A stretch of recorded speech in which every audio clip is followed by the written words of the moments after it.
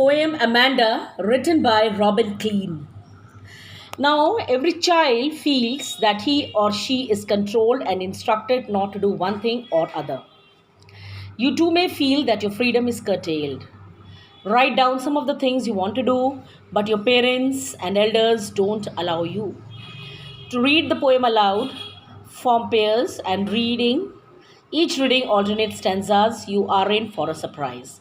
Now, this great poem Amanda, it shows that the greatest wealth, that the precious thing for a child is his or her freedom, and the child doesn't like, and they don't like, they hate constant nagging.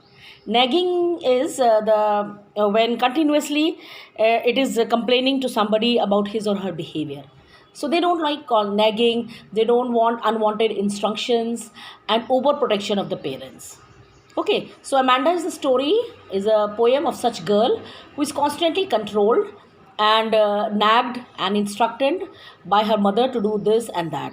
But on the contrary, she lives in her own world, own dreamy and romantic world of his, her or her childhood, and she doesn't listen even to her mother what she wants to say.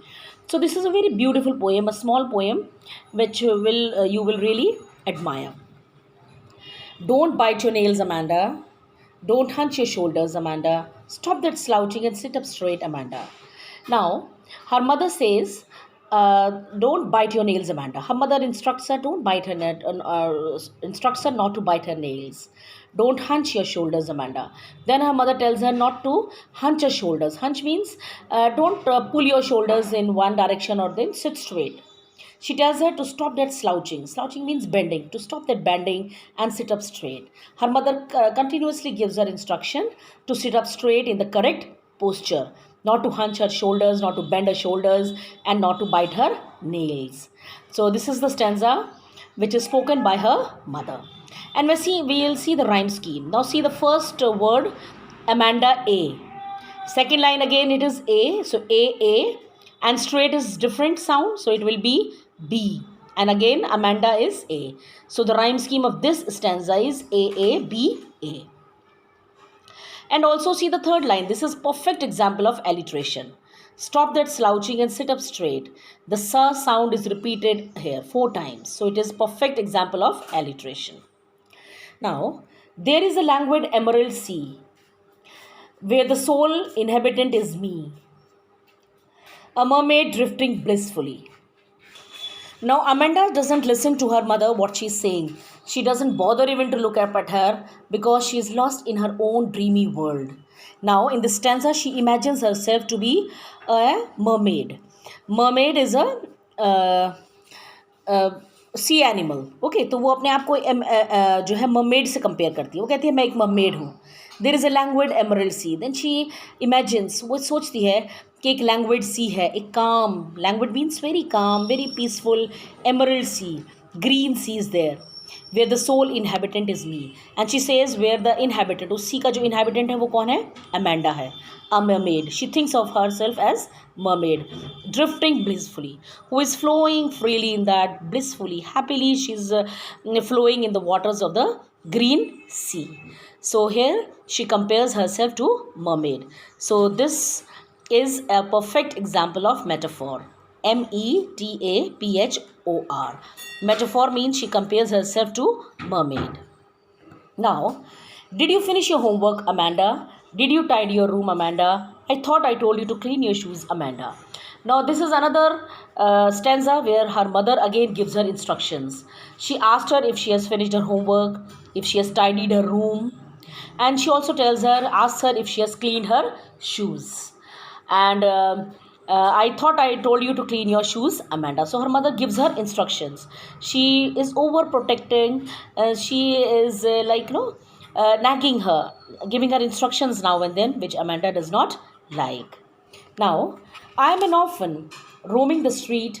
I pattern soft dust with my hushed bare feet. The silence is golden, the freedom is sweet. Now, in this stanza, she again doesn't bother to listen to her mother. She doesn't see or look at her even when she's giving her the instructions.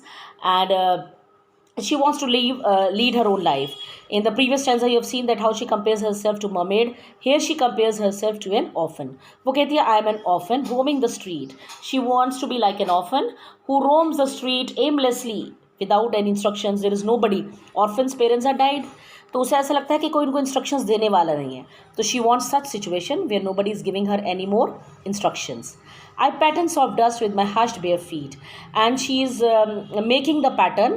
She is walking over the soft dust.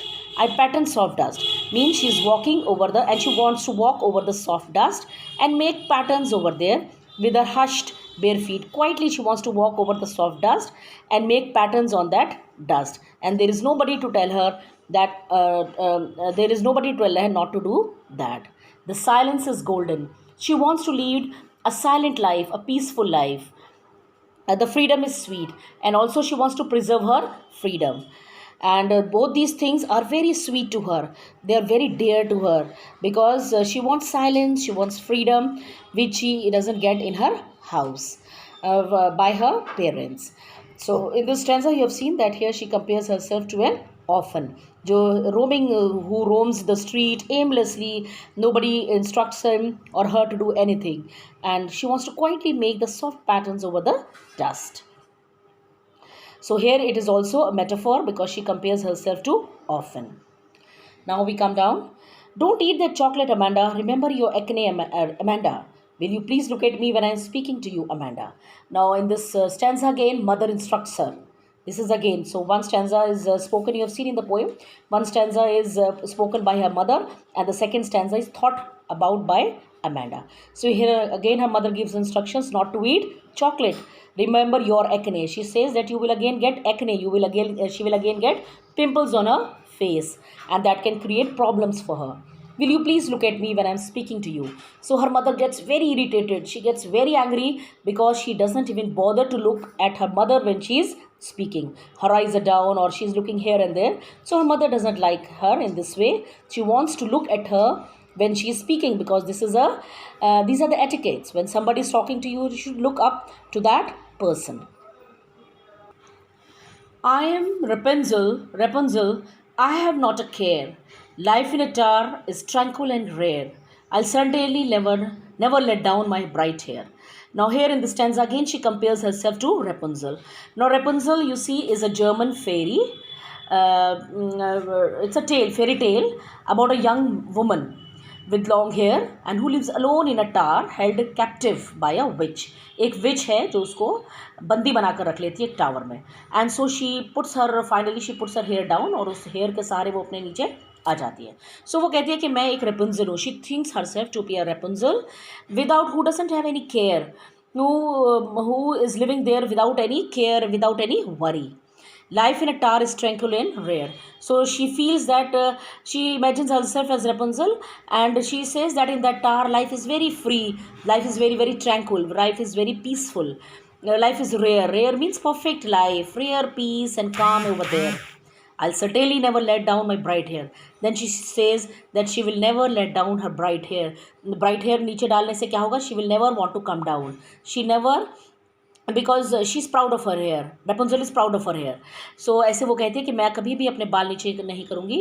Means she will never come down from that tower. She wants to live in that lonely tower only.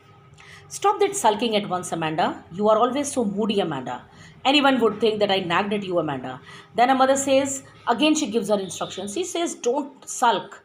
She tells her not to sulk. Not to sulk means not to feel unhappy, not to be bad-tempered. You are always so moody, Amanda. She says not to be so moody, not to give away to some tantrums. Anyone would think that I nagged you. And then her mother says that people will think that her mother always nags at her. She always complains about her. She always instructs her, and she wants her not to be sulking, not to feel unhappy, and to be lively and to mix up with others. So I hope you have understood the poem. It's a beautiful poem. Please go through this poem.